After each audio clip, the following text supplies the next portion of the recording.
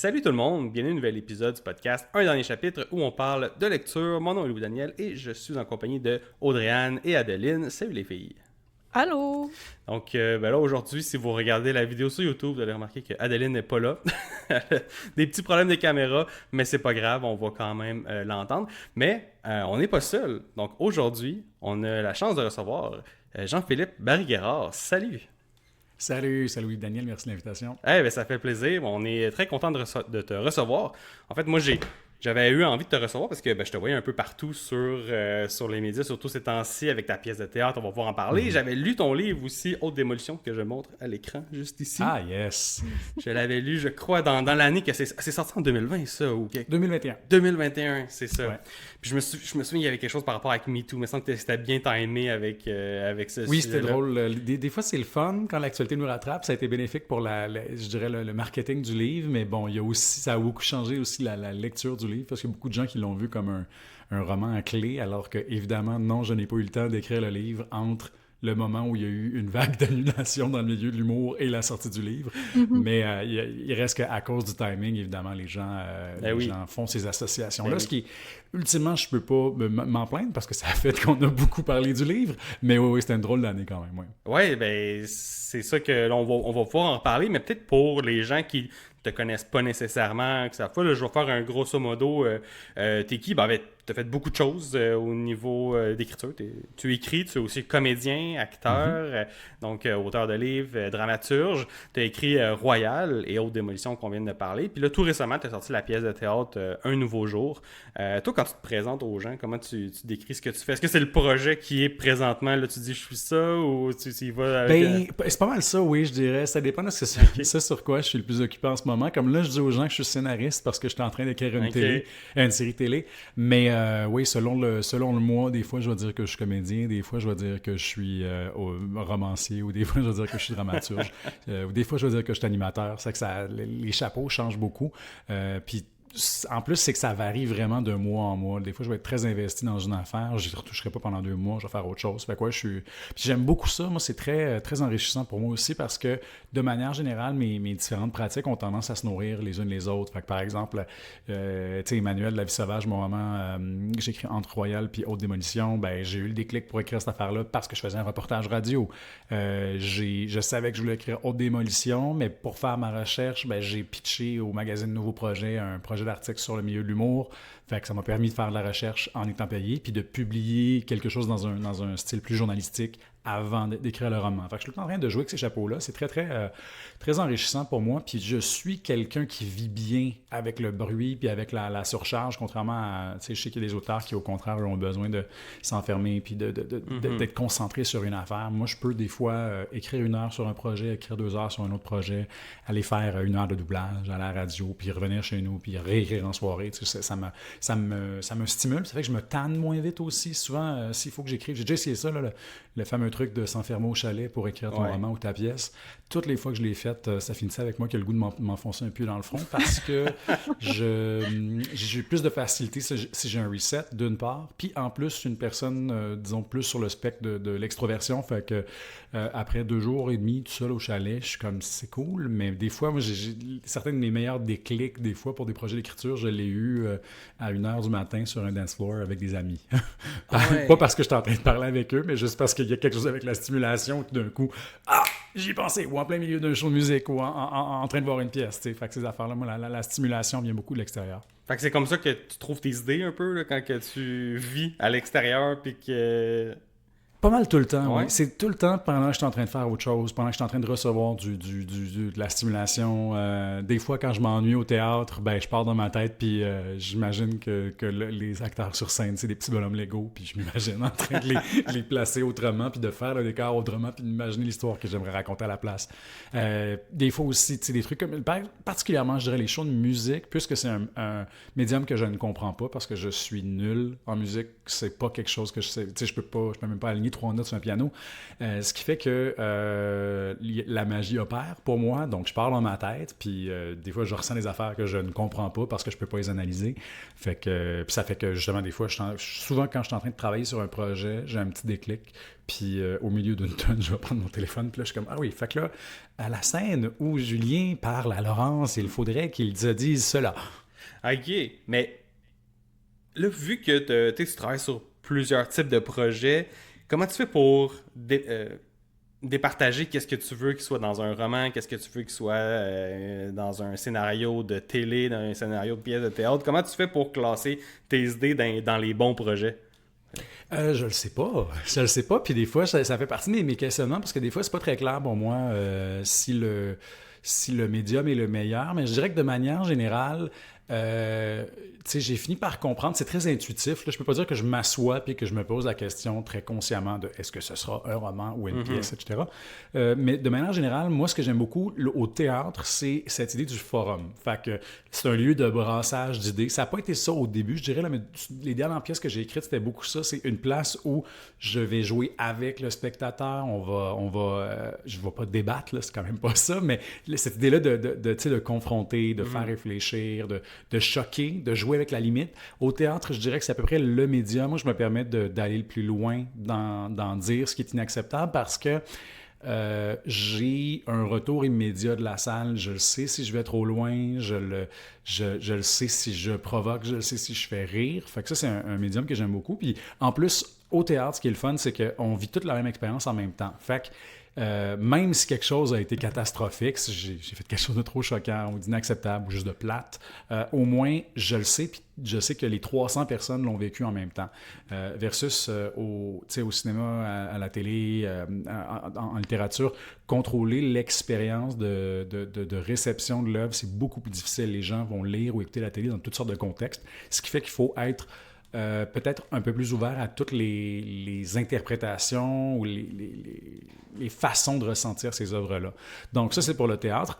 Au niveau de la littérature, c'est sûr que dès que je suis sur quelque chose de plus ambitieux, si on parle de long dans le temps, si on parle aussi de finesse de la psychologie, je trouve que c'est le médium, la littérature, où on peut rentrer et aller le plus loin dans la subtilité de la psychologie des personnages, la subtilité aussi des situations qu'on va aborder, aborder des sujets qui, pas nécessairement qui sont plus délicats, mais qui méritent une finesse dans la façon de les aborder, une sorte de nuance un peu plus grande.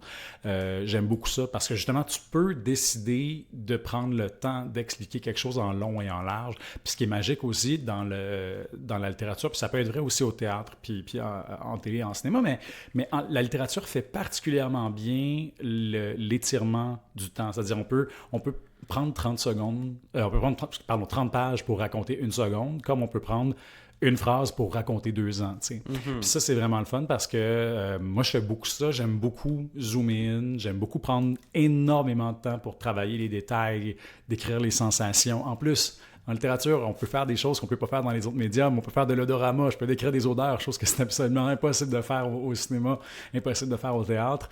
Tu sais, moi, je suis quelqu'un... J'ai remarqué ça, il y a beaucoup de gens qui analysaient mes livres, qui ont fait remarquer que, effectivement, je passe beaucoup de temps à décrire les odeurs. Peut-être parce que j'ai été marqué par le parfum. Puis j'ai trouvé ça extraordinaire, justement. Puis c'était ma plus grande déception de l'adaptation cinématographique du Parfum, qui, par ailleurs, est une très bonne adaptation, je trouve. Là, le film est très bon. Mais ces moments-là où on décrit chacun des parfums, puis toutes les sensations. Donc, je trouve que la littérature, c'est le médium le plus sensoriel, je dirais. Donc, sensoriel, finesse de la psychologie, si je résume. Et au niveau de la télé puis du cinéma, qui sont quand même très différents les uns des autres, là, mais je vais les mettre ensemble pour les besoins de la cause. Ce qui est génial à l'écran, pour l'écriture à l'écran, c'est la structure. C'est impardonnable, c'est impitoyable. Il faut vraiment avoir une structure forte, sauf qu'une fois que tu l'as puis que c'est bien fait, c'est comme un train qui part tout seul, puis c'est super enlevant, puis il y a quasiment un travail, je dirais, d'ingénierie qui est le fun. Quand on écrit pour l'écran, un travail de, OK, cette scène-là, qu'est-ce qu'elle fait? Puis tu sais, quand je fais un travail après ça avec la script édition, quand on est parce que ça, en cinéma aussi, il faut dire, on a tout le temps des répondants. Fait que soit je parle avec un script éditeur, avec un producteur au contenu, avec un conseiller à scénarisation. Éventuellement, il y aura aussi le diffuseur ou le distributeur qui va donner des notes sur le scénario. Il y a des gens qui ça rend fou. Moi, c'est un travail d'équipe. Tu es toujours en train d'avoir du back and forth avec du monde. Puis... Mais ça me permet très rapidement de savoir si ce que je voulais dire a été bien compris par mon interlocuteur. Okay. Alors que, tu sais, des fois, justement, je parlais de théâtre, des fois, tu as l'impression que le monde a bien compris. Puis là, finalement, la première, tu es comme... Ah ben non, finalement, ce que je voulais dire, c'était pas la bonne façon de le dire parce que c'est pas ça que le monde a reçu. Puis je pense pas que c'est parce que le monde dans la salle est épais. Fait que, donc ça, il y a ça qui est vraiment cool au cinéma. Puis l'autre affaire, évidemment, raconter par l'image. Donc là, tout d'un coup, je suis en train d'essayer de me poser la question de visuellement, c'est quoi la meilleure façon de raconter ça? Comment est-ce que je peux, plutôt que d'avoir un personnage qui me dit qu'il est triste, comment est-ce que je peux l'incarner à l'écran? Comment est-ce que je peux incarner, donner du sens à quelque chose comme un accessoire? Pensons, il y a plein de films où on peut, le simple fait de remontrer un plan sur un accessoire qui est important pour un personnage ou un autre, d'un coup, ça peut créer un moment d'émotion parce que là, on a chargé cet objet-là de sens ou un lieu ou peu importe. Là, le premier qui me vient en tête, c'est la chemise ensanglantée à la fin de Brokeback Mountain. Le gars, il braille en voyant la chemise sur laquelle son chum décédé a saigné du nez. Puis nous aussi, on braille parce qu'on le sait bien ce qui est arrivé avec ça.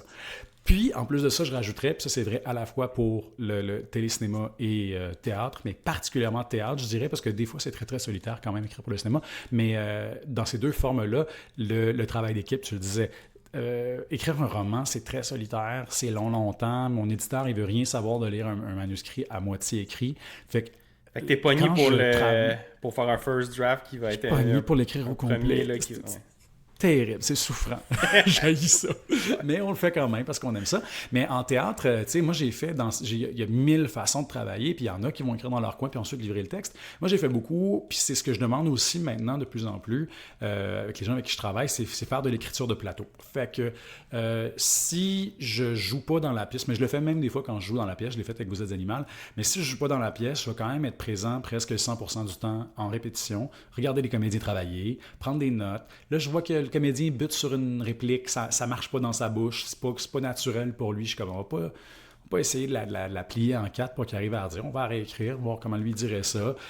Des fois, c'est tester des trucs, des fois, je réécris des scènes pendant que les comédiens sont en train de la répéter. Là, je leur texte une nouvelle version de la scène, pouvez-vous me la lire?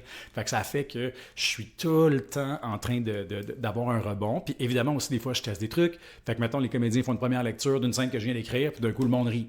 OK, je pense qu'on est dans la bonne direction. T'sais. Fait que ça qui est vraiment cool, puis c'est confronté, comme je disais tantôt aussi, tout exercice, en tout cas pour moi, tout exercice d'écriture est un exercice de communication. Fait que est-ce que mon intention se rend au récepteur, premier récepteur, qui dans ce cas-là est le metteur en scène, l'équipe de conception, les comédiens. Fait que ce travail-là collectif est tellement le fun, tellement enrichissant, puis c'est quelque chose que j'aime beaucoup. Puis c'est pour ça que je ne serais pas capable de faire un seul de ces médiums-là, parce qu'il y a des aspects des autres qui me manqueraient. Oui. Puis évidemment aussi, puis je suis pas rentré dans l'aspect budget aussi, là, parce que ça, c'est deux trucs qui sont je dirais des négatifs pour le cinéma puis le théâtre. Des fois, j'ai pas assez de budget pour avoir 12 comédiens, ou j'ai pas assez de budget pour avoir 40 000 lieux dans ma série. Ce qui peut être cool aussi des fois parce que ça force une certaine créativité, mais si je veux un dragon dans mon roman, il va y avoir un dragon puis personne ne va me faire chier avec ça.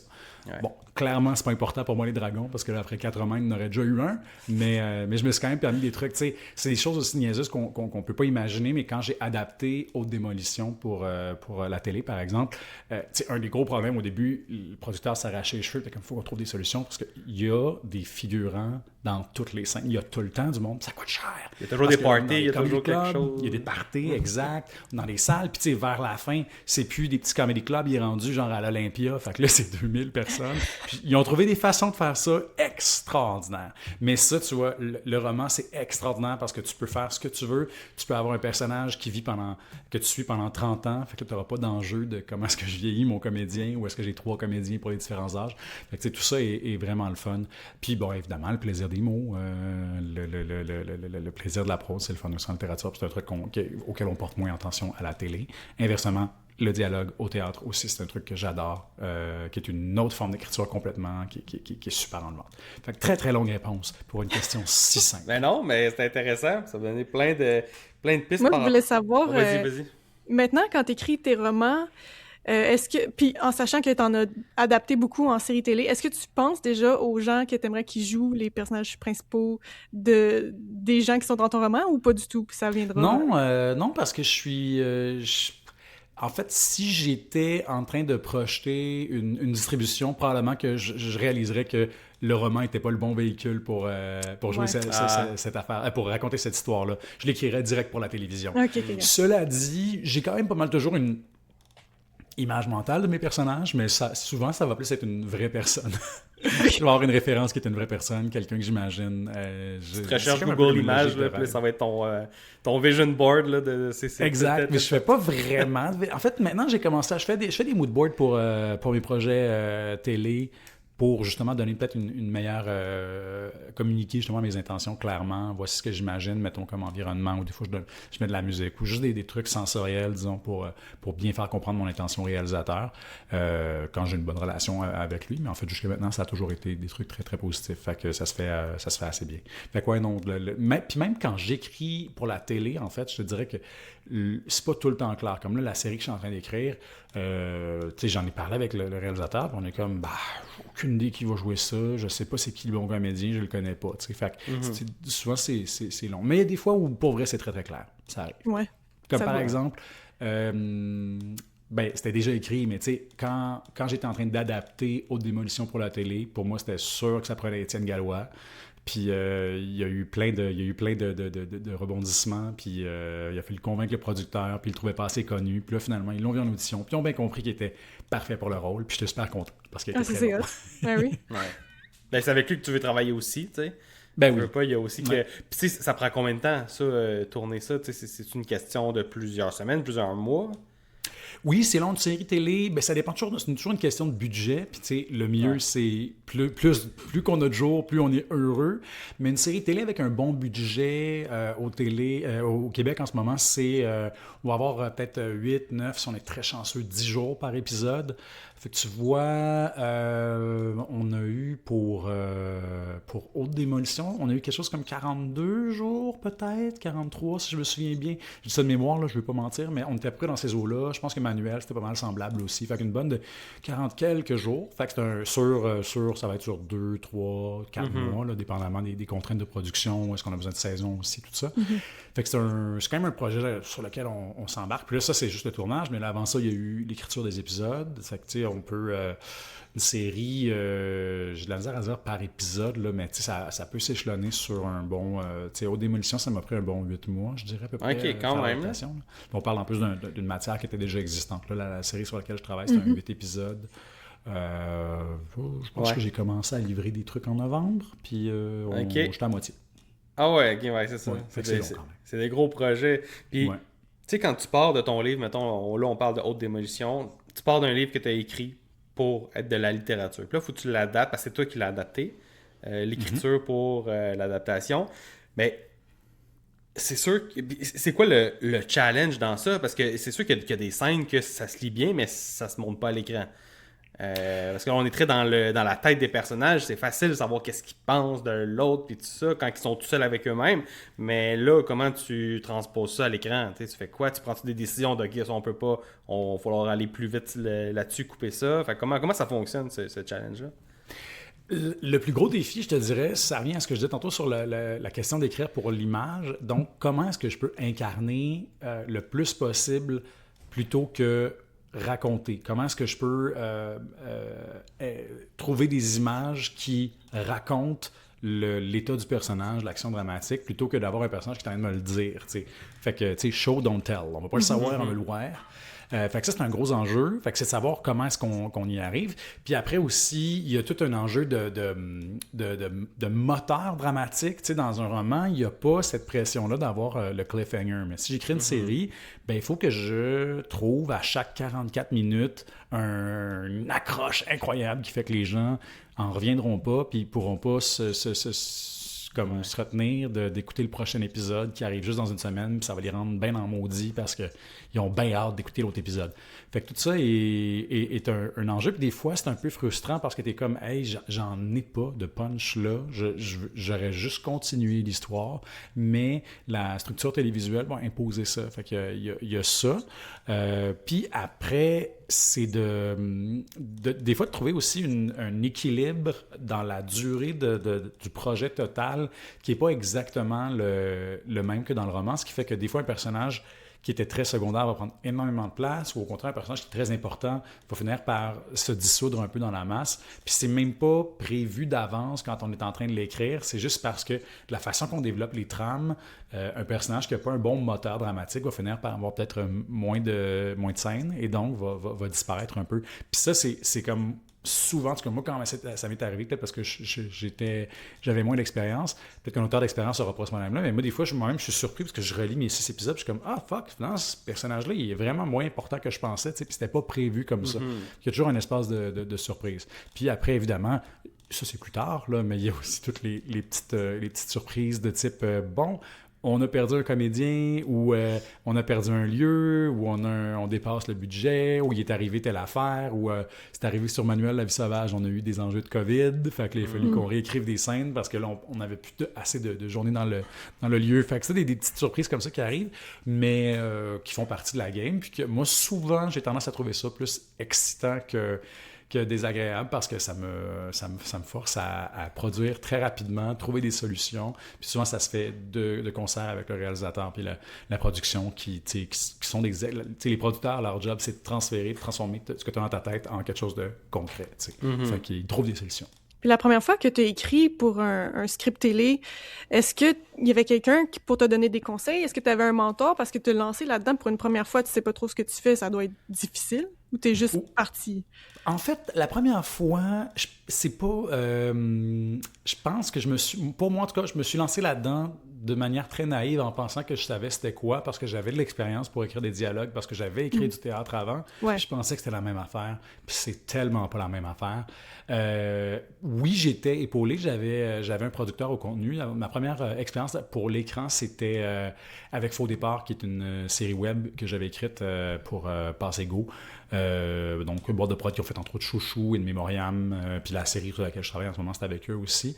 Mais tu sais, somme toute, je travaillais avec un producteur au contenu dont la job est de me donner des notes, mais son but n'était pas d'être un pédagogue avec moi. Puis pourtant, je dis ça, il faisait un excellent travail, mais il reste qu'il y a beaucoup de trucs que j'ai dû apprendre par moi-même. T'as appris à la dure. Ah ouais, exactement. Puis, mais ça a été correct parce que c'était un format court. C'est une web-série, fait que c'était au total, si on écoute tous les épisodes back-à-back, ça fait 1h30. C'est comme un film. Fait que c'est pas si mal, même si on est dans le champ. Même si j'ai réécrit chaque épisode 3 fois, ça m'a pas pris 2 ans faire ça. T'sais. Je dirais que la fois où je suis un peu arrivé avec un vrai gros projet plus ardu, c'était Manuel La Vie Sauvage, que je co-écrivais avec Christian Laurence, qui était le réalisateur aussi. Fait qu'on était comme moitié-moitié à écrire ça. Puis ça, tu vois, j'étais quand même content parce que Christian, c'est quelqu'un qui a beaucoup d'expérience en réalisation télé. Il a une expérience pratique des plateaux. Fait que lui, déjà, il pouvait agiter le drapeau puis être comme, ça, on peut bien l'écrire si on veut, mais je sais même pas comment je vais faire pour le passer à l'écran. Ça prend trop de place, ça marche pas, on n'y arrivera pas. Fait que déjà, ça m'aidait. Et en plus de ça, on était épaulé par une script éditrice extraordinaire, Hélène Perra, qui, tu sais, le script éditeur, sa job, c'est d'être le relais entre le scénariste puis le producteur et ou le diffuseur. Fait que c'est quelqu'un qui est à la fois un peu ton psy, à la fois, en anglais on appelle ça un script doctor, fait à la fois justement quelqu'un qui est fait pour analyser des scénarios, puis il va trouver les failles, puis il va des fois aussi, tu sais, des fois justement Hélène a eu plein d'idées intéressantes pour développer des personnages secondaires, puis équilibrer un peu plus les présences à l'écran, ce qui fait que dans Manuel La Vie Sauvage, c'est vraiment intéressant parce que le roman raconte vraiment l'histoire de Kevin, du point de vue de Kevin, puis dans la série, on a, tu sais, souvent en série lourde, donc des heures, on va avoir une trame A, qui est le personnage principal, une trame B, une trame C. Fait que c'est comme nos 3 trames qu'on suit, puis on alterne de l'une à l'autre. Mais dans Manuel La Vie Sauvage, c'était très simple. On avait un personnage principal avec 2 personnages secondaires assez importants. Fait qu'on a simplement passé plus de temps avec eux, développé leur trame. Donc, le personnage de Laurent, puis le personnage d'Ève, qui est interprété par Rod Lépite, puis Virginie Ranger-Beauregard, ben, on a vraiment travaillé, développé leur backstory, leur courbe. Fait que ça donne des choses super intéressantes. Puis Hélène a été là pour m'aider. Fait que c'était vraiment cool comme occasion d'apprentissage. J'ai retravaillé avec elle après sur Haute Démolition. Puis elle m'a développé beaucoup de réflexes.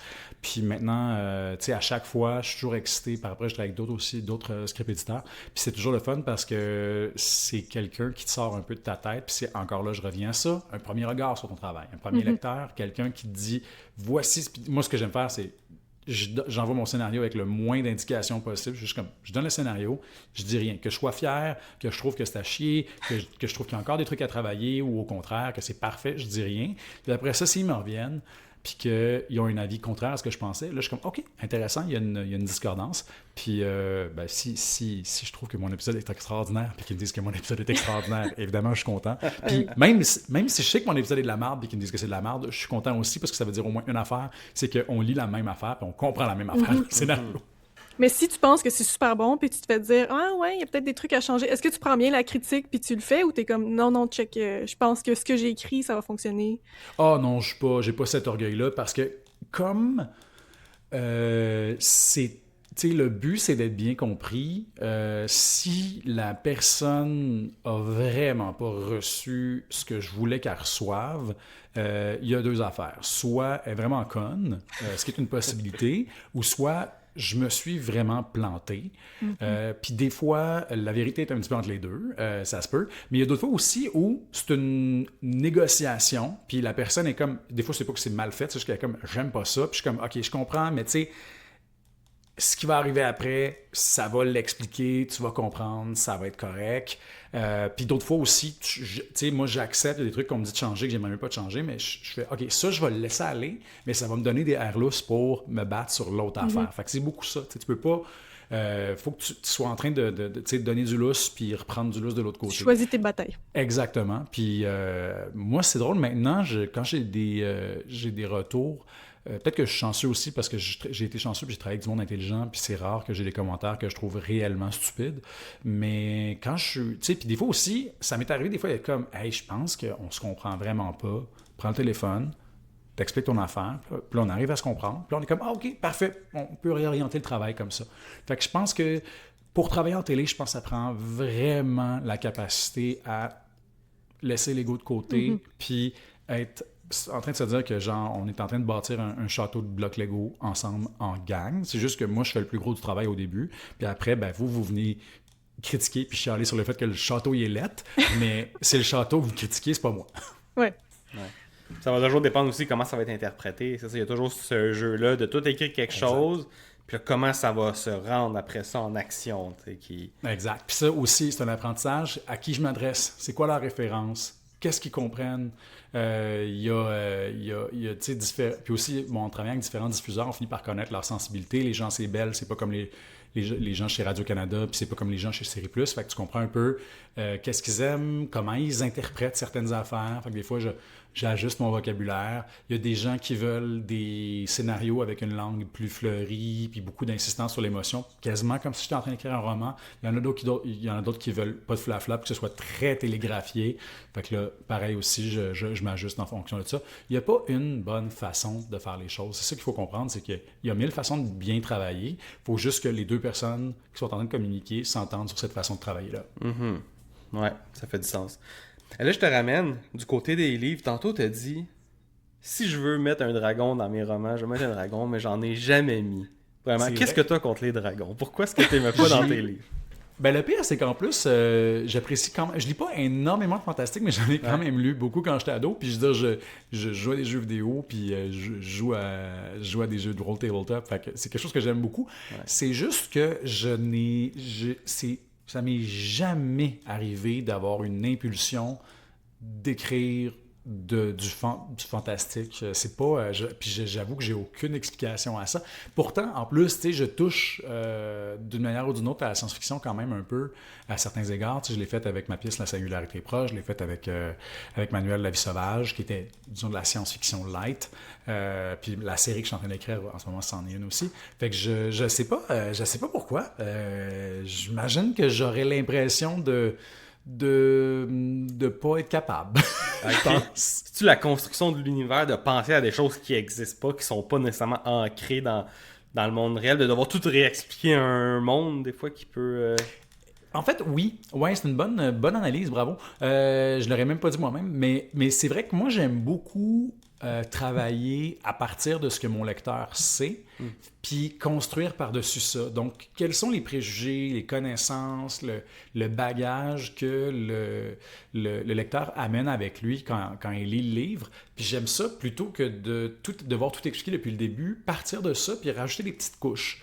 Ça fait des trucs comme, tu sais, par exemple, dans Haute Démolition, ben, je présume que la plupart de mes lecteurs seront québécois, auront une connaissance au minimum superficielle du milieu de l'humour, de l'importance que le milieu de l'humour prend dans la société québécoise, ce qui fait que ben, je ne vais pas passer beaucoup de temps à raconter ces affaires-là. Je vais plutôt rajouter par-dessus ça. Fait que c'est comme si j'utilise la culture générale de mes lecteurs comme assise, comme fondation, pour après ça bâtir les autres étages de la maison. C'est peut-être parce que je suis pressé dans le fond que j'écris pas de fantastique. Là, je trouverais ça trop long, dessiner des maps des terres du milieu, puis inventer des races puis des langues. Ah, ça, c'est une autre affaire complètement. Puis un peu ma question par rapport à ça, c'est que tu sais, toi, t'es dans cet univers-là, j'imagine que tu côtoies de près ou de loin d'autres auteurs, d'autres autrices. Puis c'est beaucoup du contemporain qu'on a au Québec, j'ai l'impression. Bon, même si moi, quand j'étais jeune, c'était Amos d'Aragon, Chevalier d'Émeraude et tout ça, c'était beaucoup là. Mais là, on dirait qu'aujourd'hui, mettons, on parle de Marie-Christine Chartier, toi, Le Plongeur, je me rappelle plus c'est quoi le nom de l'auteur? Stéphane Larue. Stéphane Larue, c'est ça. T'sais, on est beaucoup dans le contemporain, puis ce qui performe bien. Tu vois-tu ce genre de tendance-là depuis un bout de temps? C'est quoi un peu ton avis? Je sais pas si on peut avoir une opinion là-dessus, mais c'est quelque chose que tu constates toi aussi? Ah, ben la littérature de genre a toujours été snobée. Je pense que la seule personne qui a... Je sais pas pourquoi, ben juste parce qu'il écrit très bien, j'imagine, mais il y a sûrement d'autres raisons. C'est Patrick Sénécal, pour une raison que je m'explique pas. Lui, il échappe à ça. Mais il faut dire aussi, il y a tout un écosystème aussi qui valorise ces écritures-là. Qui sont beaucoup dans notre monde. Et je dirais aussi la littérature du soi. On aime beaucoup le personnage de l'auteur. On aime les auteurs qui écrivent des histoires dans lesquelles on peut les projeter eux. Moi, j'ai remarqué beaucoup au Salon du Livre, des gens qui me connaissent un peu ou qui me connaissent pas vont présumer que, si je leur raconte Royal, la première question, ça va être « Ah oui, il faut que tu étudies en droit ». Puis je suis comme, vraiment pas. Même pas un peu proche. Puis ça, c'est intéressant parce que je pense que ça en dit beaucoup sur comment la littérature est abordée de manière générale, beaucoup dans les médias. Quand tu publies ton premier roman, que tu es invité, dans le temps c'était à Plus on lit, faut plus on lit, ou qu'aujourd'hui, bon, tu vas aller à Émilie Perrault, on va essayer de raconter puis de trouver une façon d'aborder ton livre à travers le prisme de ta biographie à toi. C'est sûr que si ton livre, c'est une histoire de dragon, l'accroche est plus tough. La fiction pure, en fait, est pas nécessairement à la mode en ce moment. Puis même... Puis moi, je suis loin d'être dans les dragons. Et même moi, ça m'est arrivé des fois d'être confronté à des gens qui me demandent de quel droit te permets-tu d'écrire sur quelque chose comme, par exemple, le milieu de l'humour ou le milieu du droit, alors que tu n'as rien connu de ça. Puis tu sais que j'ai fait de la recherche quand même là, pour écrire ces livres-là. Je me suis renseigné. Mais c'est comme si l'authenticité en littérature est tellement valorisée que ça devient comme la seule... C'est comme si, en fait, l'autofiction devient une des seules portes d'entrée. J'exagère, on s'entend, parce que je dis vraiment poussé à l'extrême, parce que c'est pas vrai sur tous les points. Mais j'ai l'impression que pour certaines personnes, l'authenticité est la valeur la plus importante en littérature, ce qui fait que ça dévalorise des littératures qui ne sont pas du tout dans cette perspective-là. Puis en même temps, la grande ironie de ça, je vous dirais, c'est que moi... il y a énormément de moi, puis il y a énormément d'aspects autobiographiques dans mes livres, mais vous le saurez jamais parce que ça m'intéresse pas de vous le dire, parce que je suis pudique, puis parce que c'est pas ça le point. Mais j'aime ça revêtir des costumes, me cacher derrière des mondes auxquels je n'appartiens pas pour raconter des histoires qui me concerne. Puis ça, j'aime beaucoup ça, mais c'est juste peut-être un air du temps. Je pense que il y a eu une époque où on n'était pas là. Là, c'est vraiment... On regarde tous les premiers romans, là, les gros succès des dernières années, c'est beaucoup, soit de l'autofiction ou du récit ou des trucs où on peut imaginer pratiquement l'auteur dans l'histoire. Je pense à la version qui n'intéresse personne. On le sait, c'est une histoire très personnelle de Pierrot. Stéphane Larue, le plongeur, ben, on le sait, c'est son histoire à lui. Évidemment, c'est romancé, tout ça. Mais ces effets de réel-là, je pense que ça prête énormément d'authenticité au livre, puis ça contribue je pense, à l'expérience de lecture. Puis aussi, je pense que c'est comme si ça allonge aussi l'expérience de lecture, parce qu'après ça, si tu vois Stéphane Larue en entrevue parler de ses années en restauration, ben, tu as l'impression que le plaisir de lire le livre se poursuit. Mais en même temps, super excitant. Moi, j'ai entendu dire que le prochain livre de Stéphane Larue était une grande épopée de science-fiction. Fait que va nous amener ailleurs. Peut-être que les gens qui ont aimé Le Plongeur vont être déçus, mais moi, c'est tellement un bon auteur que je suis très curieux de voir ça a l'air de quoi, un livre de science-fiction écrit par Stéphane Larue. Ben oui. Puis toi, est-ce que tu as déjà un univers en tête, un monde, ben pas un monde inventé, mais je veux dire, tu parlais de droit, tu parlais après ça d'entrepreneur. Est-ce qu'il y a un sujet que tu as déjà choisi pour ton prochain roman ou ta prochaine pièce de théâtre ou autre? Je peux vous parler, je vais pas parler de mon roman, mais je peux vous parler de la série sur laquelle je travaille en ce moment parce qu'elle est plus avancée. Fait que ça, je sais que je vais pas changer d'idée 20 fois, chose que je fais avec tous mes romans.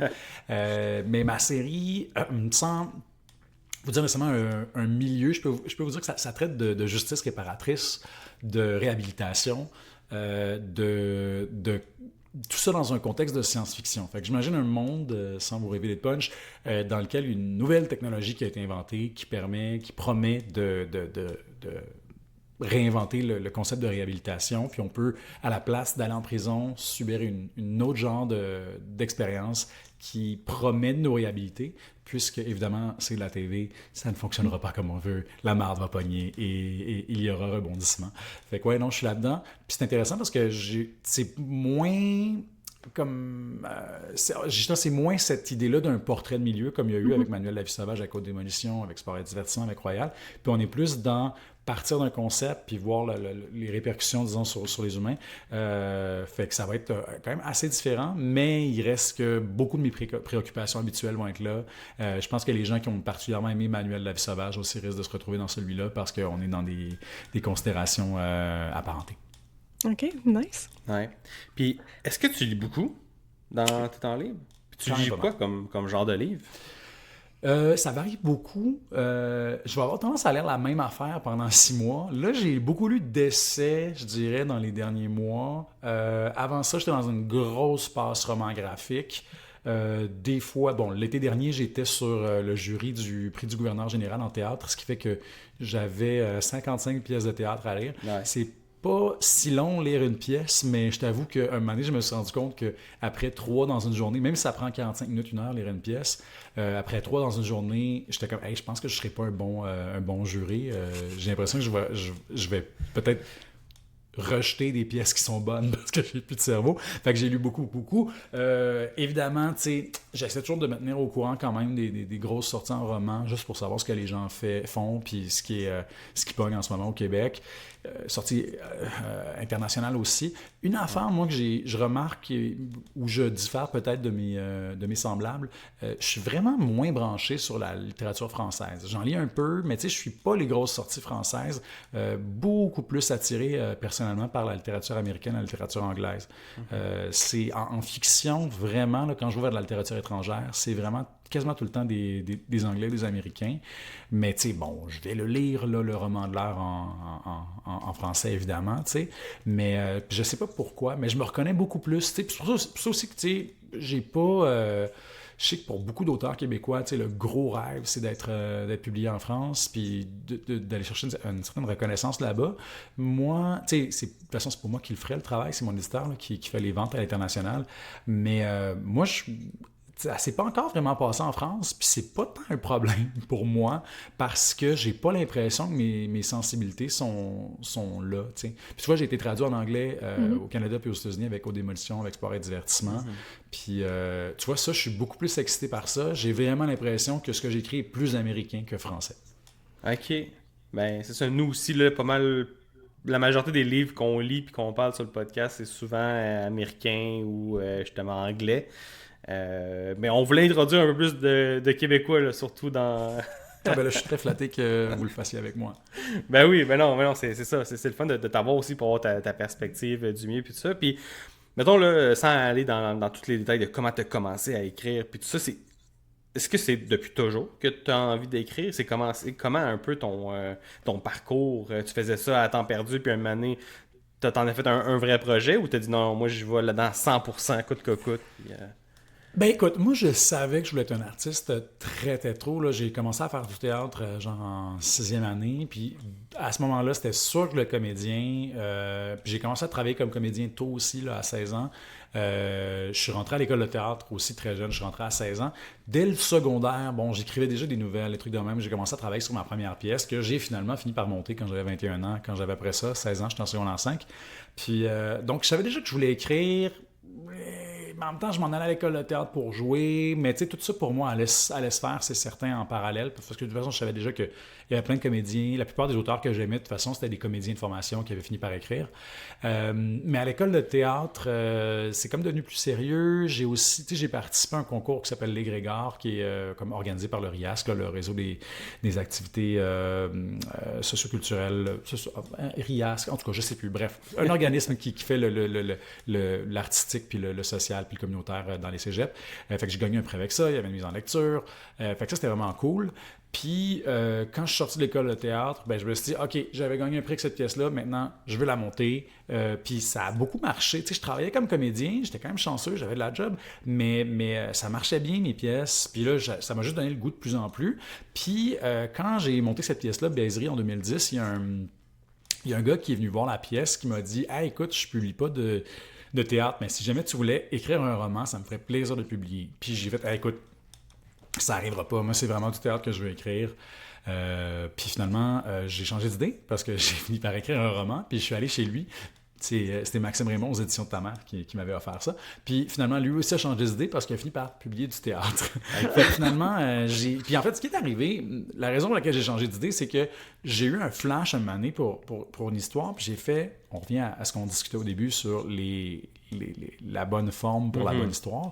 Puis c'est devenu très, très clair pour moi que cette histoire-là, ça marchait pas au théâtre. Je voyais pas comment la raconter au théâtre.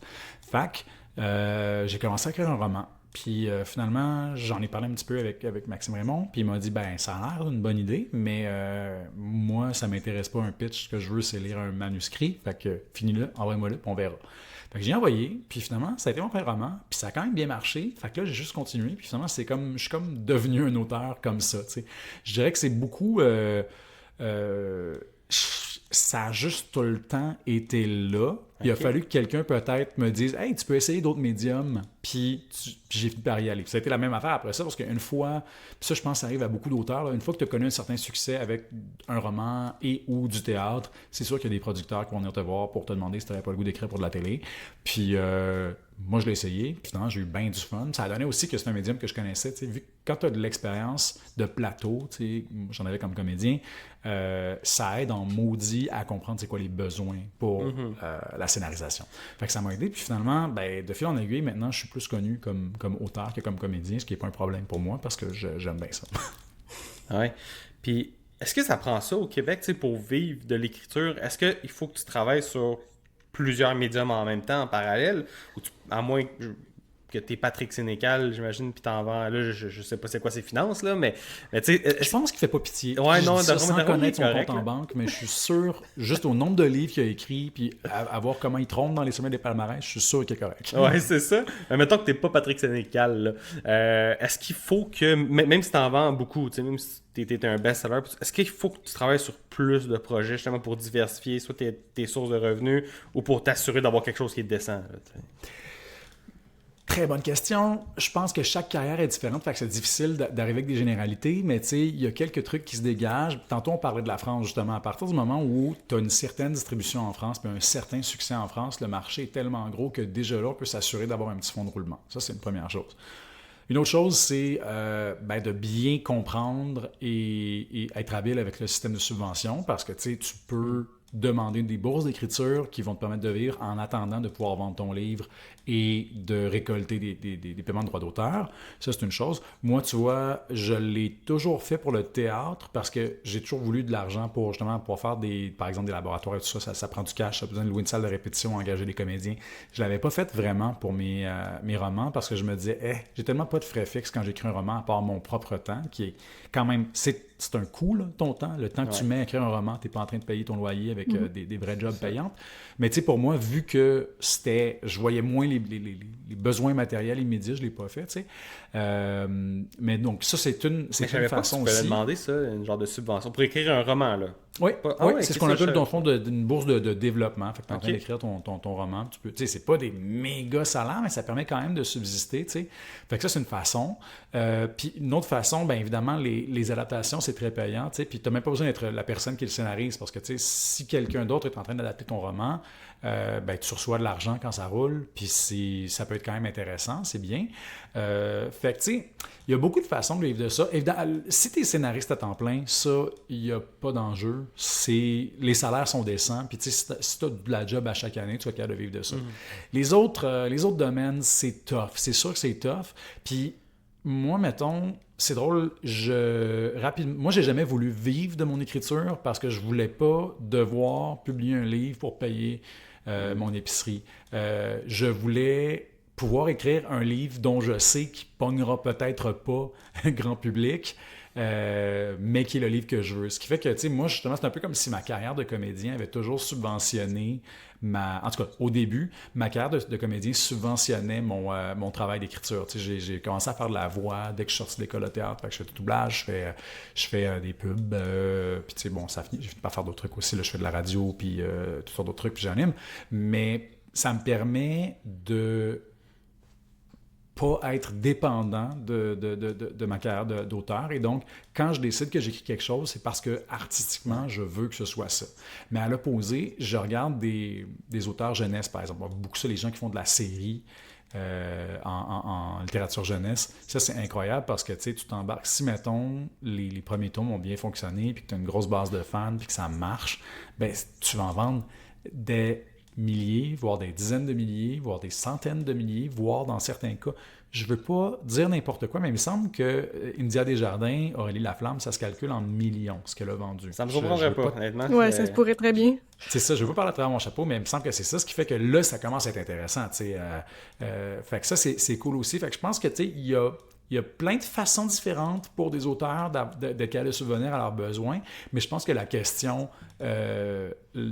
la question, c'est quel genre de carrière tu veux avoir. Parce que, genre, moi, écrire du jeunesse puis être dans une dynamique de maintenir une série, puis de devoir me renouveler, puis d'essayer de plaire aux fans avec cette série, je pense que ça me mettrait une pression avec laquelle je serais vraiment pas à l'aise. Moi, j'aime beaucoup expérimenter, puis je veux me garder cette liberté-là je ne l'ai pas encore faite, là. Tu sais, j'ai fait des trucs, je pense, qui sont relativement grand public en littérature, mais tu sais, si jamais je veux l'écrire, mon roman weird, que je sais que la majorité de mes lecteurs vont haïr ça, ben je pourrais le faire. Puis je veux garder la liberté de le faire. Pour moi, c'est très important d'avoir un espace pour pouvoir prendre du risque artistiquement. Ouais. Est-ce que t'en as pas nécessairement plein de livres weird, là, mais est-ce que t'as des livres déjà écrits ou en manuscrit quelque part qui traînent sur ton ordi? Tu dis, un année, quand je vais avoir 1 an, là, je vais le clencher, je vais le faire. Là. Beaucoup de merde. Ah, mais je te dirais que la plupart, c'est pas des trucs que non, quand je vais avoir 1 an, je vais le clencher. C'est plus quand je vais mourir. Dans mon testament, ça va être écrit: vous formatez mon disque dur, puis personne lit ça parce que c'est de la merde. J'ai essayé beaucoup d'affaires pas bonnes, mais plus, je dirais, surtout au théâtre, là, j'ai écrit des affaires étranges, pas bonnes, mais tu sais, c'est ça aussi, tu sais, le plaisir d'écrire aussi, c'est d'écrire des affaires poches puis de réaliser que c'est pas bon. Puis, c'est pareil, un divertissement. Mon premier roman, là, quand j'ai commencé à l'écrire, je pensais que c'était facile. Puis là, je l'écris. Puis là, j'écris un chapitre, puis j'écris 2 chapitres. Puis c'est tough, puis ça avance bizarre. Puis là, je m'assois, puis je le relis du début, puis je fais: c'est à chier. On dirait que j'essaye de bien écrire, puis c'est pas ça. Le but, c'est pas que ce soit bien écrit, c'est que ce soit écrit vrai, puis qu'on reconnaisse le personnage dans comment c'est écrit. Fait que, j'ai tout sacré au vidange, j'ai recommencé de zéro. À l'opposé, en ce moment, j'ai comme un projet de roman sur lequel je travaille, mais en réalité, j'ai 4 projets de roman sur lesquels je travaille. Ceux-là, par contre, je les trouve bons. C'est juste que là, je sais pas lequel des 4 prioriser. Ouais. Mais ouais, j'ai pas de problème à tuer un projet qui me semble être parti sur la mauvaise track. Je pense que c'est important de tuer des affaires poches. C'est important de l'essayer. C'est important d'y mettre comme de donner un vrai coup, là, de vraiment l'essayer pour vrai. Être sûr que que tu as mis assez d'efforts pour pouvoir dire que ça marche pas pour vrai. Mais quand tu te rends compte que ça marche pas, ça clôt au vidange. Non. Mais puis de ce qu'on entend, soit des entrevues qu'on fait ou de ce qu'on écoute des auteurs qui parlent de leur expérience, là, écrire un livre, c'est tough. C'est vraiment tough. Puis souvent, il y a une école de pensée qui est il faut que tu en écrives 10 avant que ton 11e soit bon. Là. Fait que puis toi, tu dis que le premier livre que tu as écrit, ça a fonctionné, puis ça a été publié, ça a été accepté, puis ça... Fait que c'est cool, ça. Mais là, des fois, tu retombes dans des patterns où tu te lances sur des lancers, puis là, ça t'en va pas dans la bonne direction, tout ça. Mais... Ouais. J'ai été chanceux, effectivement. Tu sais, après, je pense que ce qui a aidé, c'est que peut-être que mes 10 essais, je les ai faits en théâtre avant. C'est ça, tu avais déjà quand même travaillé quelque chose, comment raconter une histoire, comment faire en sorte que c'est intéressant... tes personnages et tout ça. Là. Oui, vraiment. Ça a aidé, mais il reste que quand même, quand tu embarques dans un nouveau médium, tu te rends compte que tu connais pas tous les rouages. Puis surtout, en plus, le théâtre, sans dire que je suis un génie, là, c'est pas ça le point, mais j'en ai analysé en maudit du théâtre. Puis comme comédien, t'es tout le temps, ta job, c'est tout le temps de lire des pièces, les analyser, comprendre les enjeux, comprendre la structure dramatique. Fait que, à l'école de théâtre, on en lit 2, 3 par semaine dans nos cours de dramaturgie, on les analyse et tout ça. Puis tu es tout le temps en train de travailler des scènes, puis tu joues, tu vas jouer dans une session, tu vas jouer des fois 3, 4, 5 rôles. Fait que tu te confrontes beaucoup à ça, fait que tu as un regard critique très, très développé. Alors que, comme romancier, je n'avais été que lecteur en tant que loisir. J'ai pas étudié en littérature, j'avais fait de l'analyse littéraire dans mes cours de littérature au cégep, c'est tout ce que j'avais fait. T'sais.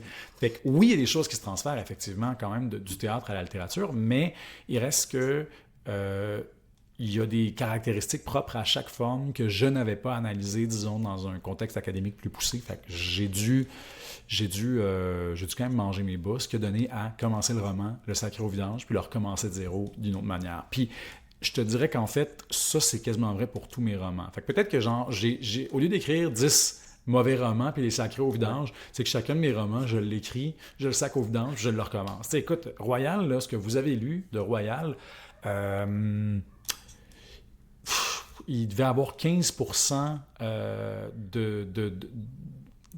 j'ai dû garder 15% de la première version du manuscrit dans ce qui s'est rendu à vous. T'sais, j'ai quasiment tout réécrit. Parce que tu changes une affaire, c'est comme un jeu de Jenga. Là, cette affaire-là ne marche pas, fait que là, on va enlever cette brique-là, puis là, on enlève l'autre, puis là, tout tombe à terre. Fait qu'on va recommencer de zéro, puis ça va être ça. Autre démolition, je me rappelle, la forme est complexe parce que c'est écrit au futur, avec un personnage qui s'adresse à quelqu'un d'autre à la deuxième personne. Je l'avais écrit au futur proche. Ça faisait trop littéraire, ça faisait trop péteux. J'aimais pas ça, comment ça marchait. Fait que là, j'ai dû réécrire le roman complet au futur proche. J'ai commencé au futur simple puis je l'ai réécrit au futur proche. Excusez-moi, je me suis mêlé dans mes affaires.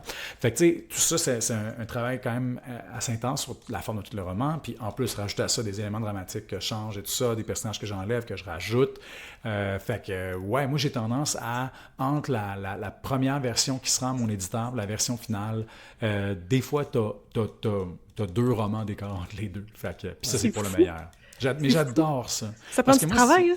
Ben oui, sauf qu'une fois que le manuscrit est écrit, j'y touche pas pendant 2 semaines, je le relis, puis là, je suis comme, voyons, ben pas ça. Qui a écrit ça? Qui a écrit ça? Puis j'étais en train de le critiquer comme si j'étais en train de lire un roman que j'avais acheté à la librairie. C'est très facile pour moi d'avoir pris un pas de recul, de le lire, puis de trouver des affaires pas bonnes. C'est pas, d'un coup, pour moi, corriger un roman, c'est tellement facile parce que là, les erreurs me sautent aux yeux, puis je peux, des fois, là, quand je suis en train d'écrire mon premier manuscrit, je me mets un target de 2000 mots par jour. Puis des fois, là, je suis à 500 mots, puis je suis plus capable. Il y en a plein le cul, j'ai ça. Puis des fois, quand je suis en train de réécrire, je me rappelle, Royal, je l'ai réécrit en 2 semaines et demie. Puis c'était pas je me suis pas fait de violence. Là. C'est que je le savais ce qu'il fallait corriger. Je le savais ce qui marchait pas. Fait que c'était super facile. Puis des fois, je regardais mon compte, puis j'étais comme, hey, j'ai écrit genre 5000 mots aujourd'hui, puis je suis même pas fatigué. Fait que faut comprendre quel genre de personnalité on a aussi. Je sais qu'il y a des auteurs, mettons, à qui je raconte ça, puis ils sont comme « Oh mon Dieu, mon pire cauchemar. » Une fois que mon manuscrit est écrit, moi, je veux plus rien savoir. Sauf que moi, j'ai souvent tendance à justement vouloir le sortir au plus vite pour comprendre c'est quoi l'histoire que je suis en train de raconter. Parce que c'est l'autre affaire aussi. Souvent, quand je commence mon roman, oui, j'ai une idée de l'histoire, je comprends où je m'en vais, sauf que je sais pas c'est quoi mon propos réel, je sais pas c'est quoi ma vue d'ensemble. Donc, une fois que j'arrive avec mon premier manuscrit, là, je comprends. Fait que c'est bien plus facile de dire ça a sa place, ça n'a pas sa place, ou ça, c'est pas cohérent, ou voici comment on devrait avancer dans le projet. Ah ouais, parce que pour ma part aussi, je me suis tentée à l'écriture de romans par-ci par-là, puis comme toi, j'ai écrit les 2-3 premiers chapitres, je relis ça, puis pareil, je me suis dit, c'est la pire merde que j'ai lue de toute ma vie, mais contrairement à toi, moi, j'ai juste abandonné. Je me suis dit, je sais Mais pas j'en quoi ai faire. abandonné aussi. Fait que je pense Ouais. que, tu sais, peut-être que c'était pas le bon projet. Peut-être aussi qu'il faut que tu mettes la voix à off, ça se peut. Les deux sont possibles. Mais c'est ça, c'est que malheureusement et heureusement, chaque auteur est différent et chaque auteur doit apprendre à dealer avec cette petite voix-là de la façon qui lui sied. Mais moi, je te dirais que c'est peut-être pas fini, hein.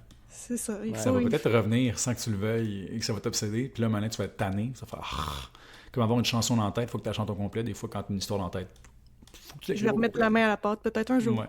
Ouais, c'est ça. Puis là, corrige-moi si je me trompe, mais tes livres sont souvent cyniques, avec des personnages qui peuvent être détestables. Pourquoi cette approche-là? Écoute, je me lève pas le matin en me disant que je vais écrire ça. Cela dit, c'est sûr que c'est souvent des expériences de lecteur, moi, que j'apprécie beaucoup. Tu sais, un de mes auteurs préférés, moi, c'est Bret Easton Ellis. Ça a beaucoup influencé mon travail parce qu'il y avait justement ce regard-là très critique sur la société que j'aimais beaucoup. Les œuvres cyniques font rire, elles choquent, elles marquent l'imaginaire. Fait que c'est certain que c'est le fun. Comme auteur, on veut ça. Moi, j'aime mieux faire réagir fortement que d'être apprécié. Fait que, tu sais, un livre où le monde font comme « Ah, c'est bien », ça m'intéresse pas. J'aime un livre où les gens sont comme « J'ai adoré ça », puis que l'autre personne est à côté puis qui a dit « J'ai haï ça pour tuer », ça, j'apprécie. Fait que je pense que ça, c'est une des explications peut-être pour pourquoi j'ai tendance à faire ça. Puis l'autre truc aussi, c'est que moi, comme lecteur, je ne suis pas intéressé par les héros exemplaires, sympathiques, auxquels je devrais aspirer à être. J'aime beaucoup les contre-exemples. J'aime beaucoup être confronté à des comportements que je trouve problématiques, répréhensibles. J'aime beaucoup me découvrir des limites morales en me faisant exposer à des choses que je trouve dégoûtantes. Fait que j'ai essayé de reproduire ça un peu dans mes romans. Moi, j'ai beaucoup aimé, dans le cas de Manuel de la vie sauvage, par exemple, ce qui est un récit d'entreprise, où le gars, le narrateur de l'histoire et protagoniste de l'histoire, Kevin Bédard, qui s'appelle, commet des actes, disons, de plus en plus répréhensibles à mesure que le roman avance. Puis, j'ai vraiment aimé ça parce que au Salon du Livre, les premières années, quand les gens venaient m'en parler, ils me disaient hey, « Moi, j'ai tellement débarqué quand il a fait telle affaire. » Puis là, t'as la personne d'après qui venait et qui dit hey, « Moi, là, à la fin, là, quand il a fait ça, c'est là, j'ai décroché, j'étais plus capable. » Puis je me rendais compte que tout le monde avait ses limites à des endroits différents. Tout le monde avait une ligne rouge à ne pas dépasser qui n'était pas exactement la même. Puis ça, je trouve ça très révélateur, très intéressant. Personnellement, en tout cas, puis je réalise qu'en tout cas, je pense que beaucoup de mes lecteurs sont comme ça aussi. J'aime beaucoup apprendre par le contre-exemple, ouais. Apprendre par les monstres. Puis ça devient une forme de miroir aussi. Je pense que ça nous permet d'apprendre sur nous-mêmes. Mais les héros inspirants aussi le peuvent. C'est juste que moi, je mords moins à cette affaire-là. Mais évidemment, il y a des...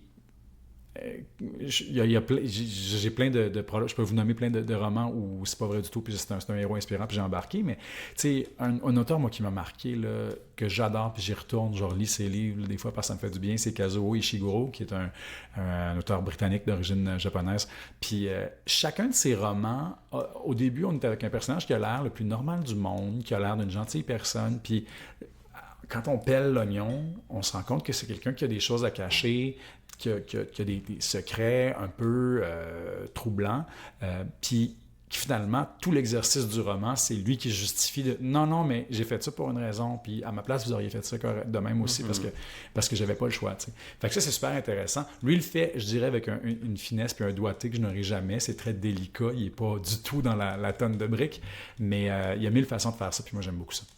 Y a-tu des gens qui lisent tes romans puis qui les prennent un peu au premier degré puis qui pensent que tu fais l'éloge de ce genre de personnes-là puis ils sont comme, ben voyons donc, il a écrit ça n'a pas de bon sens. Absolument. Puis ça fait partie des risques, pour vrai. Puis c'est... je vis bien avec ça, je l'accepte. Je peux parfois me fâcher intérieurement en me disant, voyons donc, ça se peut pas, mais... tu sais, c'est ça, jouer avec le feu. Ça fait partie des... Tu sais, puis aussi comme auteur, je veux toujours me garder de dicter quelle interprétation faire de ce que j'écris. C'est plate si les gens ne comprennent pas mon point, mais comme auteur, ça revient à ce que je dis aussi sur partir de ce que le lecteur connaît, partir de ses préjugés, de ses connaissances. Je dois jouer avec cette affaire-là. Puis si je décide d'aller trop loin puis d'être équivoque d'une manière qui fait que les gens vont interpréter mon livre d'une manière que je voulais pas, ben ça fait partie des risques du métier.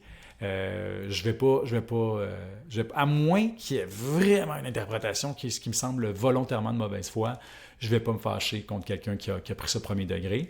Tu sais, je me suis déjà fait accuser de faire l'apologie du viol dans Royal, puis je me suis fait accuser de traiter tous les humoristes de malades mentaux, puis et plein d'affaires du genre.